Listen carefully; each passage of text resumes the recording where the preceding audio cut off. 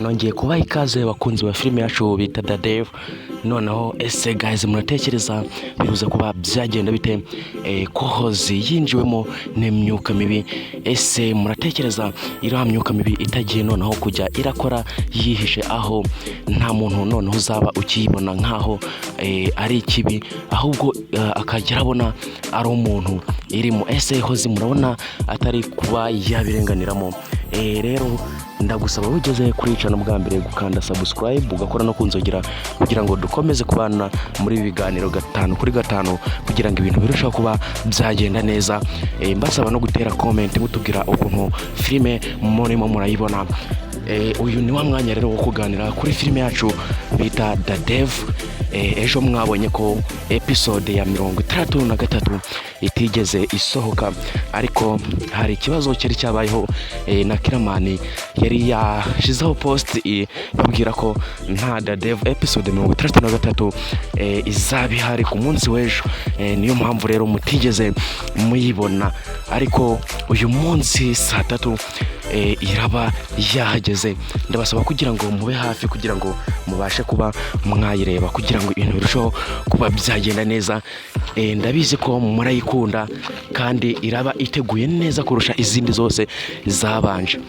Murabizi rero ko gushiramo zirambaraga zidasanzwe biba ari ibintu bigoye. Ni nayo mpamvu bitwara umwanya kugira ngo bibashe kuba byatungana neza, kugira ngo ibageraho imeze neza mubashe kuba mwayireba imeze fresh, kugira ngo mubashe kuba mwaryoherwa. No mu byatumye rero idasohoka yari irimo gutegurwa, kuko episode ya 33 irabirenze izindi zose mwigeze mubona. Niyo mpamvu rero ejo itigeze isohoka, ariko uyu munsi iribuze kuba yasohoka mu kanya saa 3. Ndabasaba kugira ngo mube hafi mubashe kuba mwayireba.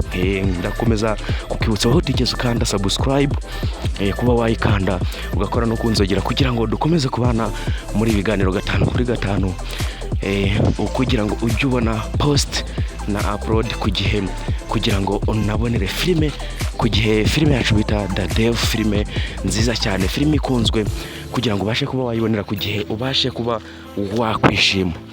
Rero mukanya iraba yabagezaho. Ndabasaba kugira ngo muze kuba mwagira irungu, ahubwo mube hafi kugira ngo ihagere uyirebe uri wa mbere, kuko irabikubiye bya danje.